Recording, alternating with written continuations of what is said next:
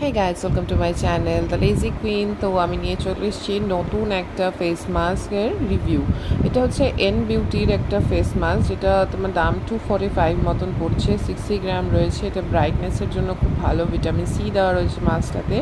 তো এটা যেরকম জুসি টাইপ লেখা ছিল সেরকম তো নয়, it's like a clay mask. তো এটা ফার্স্ট অফ অল আমি ভেবেছিলাম যে অত ফ্রুটি জুসি কিছু থাকবে, বাট এটা নয়। ক্লে মাস্ক চলো এরকম, আগে এটা বিফোর মাখার আগে এরকম একটা গ্রিন কালারের মাস্ক, তো মেখে ফেলার পরে এরকম। তো এটা খুব হার্ড টাইপের আছে, বাট মাখার পরে একটা মনে হচ্ছে মুখের মধ্যে কিছু ফিল হচ্ছে যে এটা কিছু একটা হচ্ছে।